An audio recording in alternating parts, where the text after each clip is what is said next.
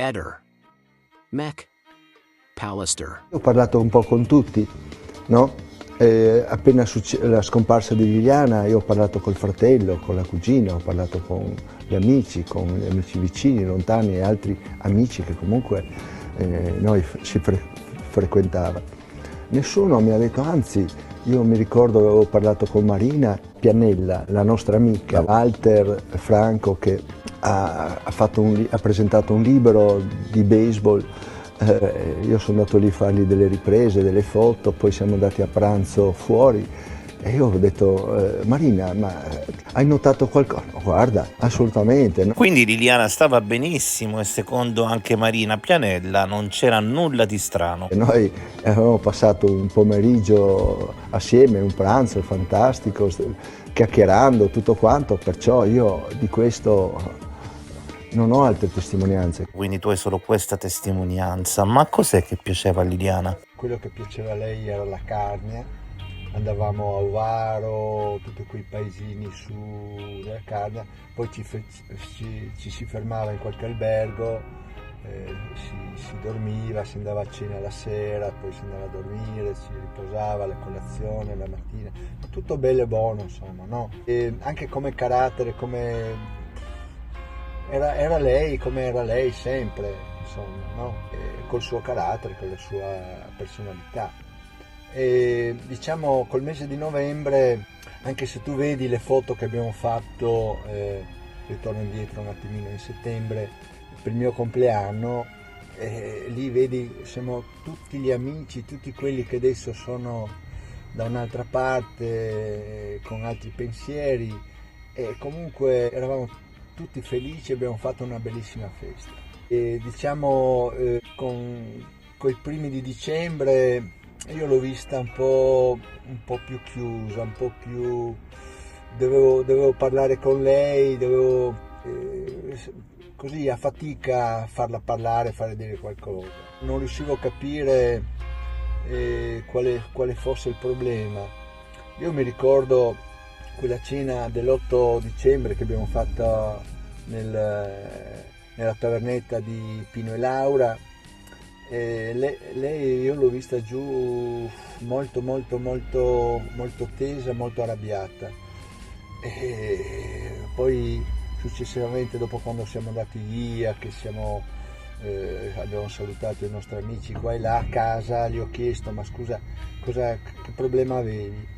E lei mi fa, ascolta, siamo stati gli amici, i primi amici di Pino e Laura, di vecchia data, storici, quelli abbiamo fatto viaggi, tu non hai idea quanto. E abbiamo anche contribuito anche economicamente alla realizzazione di questa tavernetta. E i padroni di casa cosa hanno fatto?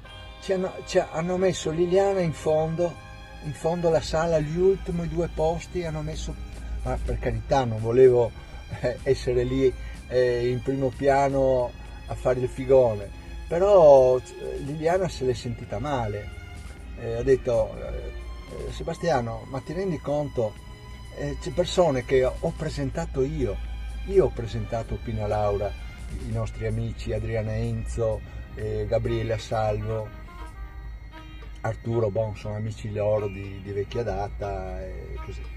Però lei è rimasta malissimo di quella cosa. Io pensavo chissà che cosa fosse, ho detto ma Liliana lascia perdere, succede così. Io ti dico, quando invito qualcuno cerco comunque di rispettare questi ranghi, queste cose qua. In tutto ciò la cosa importante che dice è che fosse tesa. Era tesa, era così comunque anche quei 3 giorni prima che eravamo a quella presentazione di quel libro di Walter sul baseball, lei era siamo stati insieme, abbiamo fatto i video, abbiamo fatto le riprese, siamo stati a pranzo con Walter e Marina, anzi un ottimo, bellissimo pranzo, anche Marina mi ha detto, ho visto Liliana un po' giù. Avevi appena detto che Marina non aveva notato nulla, adesso ha notato qualcosa, avevi detto che era l'unica testimonianza. Molto interessante il fatto che se si ha una sola testimonianza la si modifica, così ne vengono fuori tante. Il giorno dopo siamo andati da Christian per la cena lì di questi nostri amici che dovevano andare in Romania, e una bellissima cena, una bella compagnia con Adriano e Enzo, abbiamo chiacchierato e tutto. Liliana era veramente a pezzi. Quindi l'ultima sera Liliana era a pezzi, infatti dopo hai aggiunto che l'hai vista anche piangere durante la notte. Era seria, era preoccupata, mi rendo conto il perché era preoccupata, perché l'indomani doveva incontrarsi con questo Claudio e lì forse lei non era, l'ho vista che non era a posto. Il mio obiettivo è scoprire cosa è successo quella mattina, scoprire perché Liliana non è venuta più a casa. Ecco, questo è il mio obiettivo del mio futuro, della mia vita. Quindi tu pensi che questa preoccupazione di Liliana era dovuta al rapporto con Claudio Sterpin? Era questo che la stava traumatizzando in quei giorni? Non l'ho vista tesa, anzi era felice quel giorno lì, era felice. Ah, quindi era felice. Lei era fuori di testa, proprio fuori. Anche a casa, siamo tornati a casa, non ha parlato, si è spogliata, è andata a letto, si è girata dall'altra parte e lì è rimasta. Io mi sono messo lì, ho pensato, ripensato cosa diavolo può essere successo. Cosa può essere successo? Evidentemente sapere di dover parlare con Claudio Sterpin la traumatizzava. Un'altra persona avrebbe semplicemente evitato di chiamare o di sentirlo, ma lei evidentemente era ipnotizzata da lui.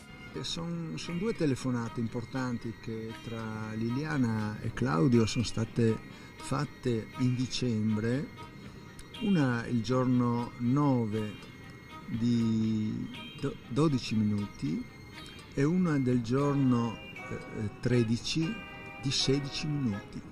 Cioè io vorrei sapere cosa si sono detti in quella telefonata, qualcosa di estremamente importante visto quello che è successo il giorno dopo. Perciò io chiedo a Claudio di riferirci esattamente quello che si sono detti, che abbia il coraggio di dire la verità sul contenuto di quelle telefonate. Nei primi giorni hai fatto il diavolo a 4 perché volevi la cremazione. Oggi che si parla invece di nuova autopsia grazie al fatto che il corpo possa essere riesumato, cosa ne pensi? Io ho sempre sostenuto che se è necessario la riesumazione del corpo ben venga, che possa dare delle risposte agli inquirenti. Certamente è un dolore molto grande sapere che comunque il corpo della donna in cui hai vissuto 32 anni assieme, meravigliosi anni, venga così, sia oggetto di indagini forensi, insomma. Sì, ma tu davanti a una morte dubbia volevi cremare il corpo per togliere all'umanità la possibilità futura di fare poi una riesumazione e capire cosa davvero era accaduto. Io parto dal 2015, quando io ho avuto un scompenso cardiaco molto forte, ero una settimana in rianimazione. Quando Liliana l'ho vista vicino a me ho detto: Liliana, se mi dovesse succedere vorrei essere cremato. E Liliana mi fa: anch'io Sebastiano, se mi dovesse succedere vorrei essere cremata e non voglio nessuno sulla mia tomba. Sì, ma tu davanti a una morte dubbia volevi cremare il corpo. Sì, beh, certamente. Diciamo che quando c'è stato il funerale, che abbiamo messo la bara, tutte queste cose qua, che tra l'altro né io né i familiari, né il fratello, né la cugina non abbiamo mai più visto il corpo. I rapporti con Sergio sono migliorati? Ma io, guarda, ti dico sinceramente, non voglio confrontarmi con loro, né col fratello, né con la cugina, né con questo presunto amante. Sarà il tempo, saranno le indagini, saranno le cose, e dopo quando sarà tutto finito, che avremo delle risposte. Riguardo all'ipotesi del suicidio, tu hai cambiato opinione più volte. Oggi credi o no che sia stato un suicidio? Guarda, assolutamente no, perché non riconosco mia moglie una suicida. Guarda, io ce l'ho da 2 anni questa cosa che mi ronza in testa e lo dico sempre, dopo 2 anni io ancora non so quando è morta Liliana, come è morta Liliana e perché è morta Liliana. Ma davvero tu non sapevi della relazione tra Claudio e Liliana? Guarda, ti dico sinceramente, se io avessi saputo, avrei chiesto a Liliana e detto cosa c'è, cosa non c'è.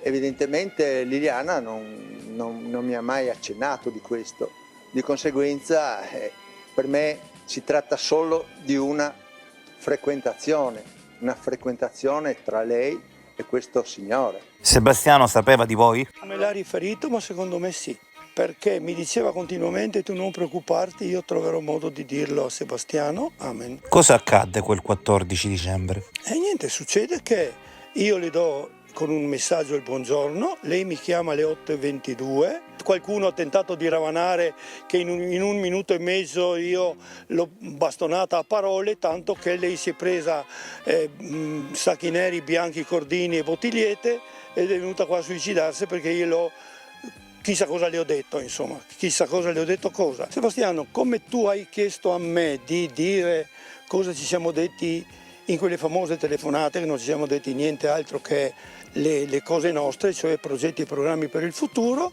se lei non si è suicidata, come probabilmente uscirà, io vorrei sapere da te come sono tornati in casa i suoi documenti e soldi, perché non erano in casa il giorno 14, se non erro, ecco, avrebbe dovuto averli lei qua, ecco, e come invece viceversa lei qua è stata avvolta in sacchetti bianchi e soprattutto pezzo di cordino che proviene da casa vostra. Questa è una domanda interessante. Ovviamente ipotizzando che non li abbia presi Lilli. Quando? Prima di uscire il 14? Per fare cosa? Per far rotolarsi attorno al dito? Ma non poteva aver... Ecco, se non si è suicidata, se non aveva intenzioni di suicide, non poteva averle per la vita che si prospettava davanti, mai più, io l'ho detto e lo dirò in eterno, lei non poteva suicidarsi ed è stata eliminata, punto. Questo è, altro che suicidio. Dopo qualche giorno è venuta la polizia a casa mia, hanno guardato un po' di qua, un po' di là, mi hanno fatto le domande, questo. Poi sono andati via, sono tornato dopo, mi pare ancora una settimana, hanno cominciato a perquisire la casa e dagli atti risulta che i documenti erano in una borsa nel suo portafoglio e lì sono venuti fuori i documenti di Liliana. Sì, ma tu come ti spieghi degli oggetti che dal parco vanno a casa tua e degli altri oggetti che da casa tua vanno al parco? Io questo non lo so, perché comunque la procura e gli inquirenti sono venuti a casa mia, hanno guardato di qua e di là, perciò è tutto lì, è tutto scritto. Capisci? Io cosa posso sapere? Io l'unica cosa che sapevo è che Liliana era scomparsa. Una domanda che mi ha fatto Sterpin.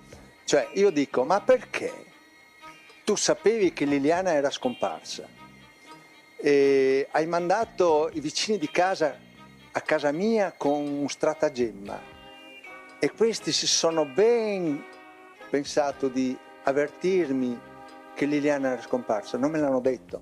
Perché non me l'hanno detto? Ehi, non dimenticare di iscriverti a questo canale.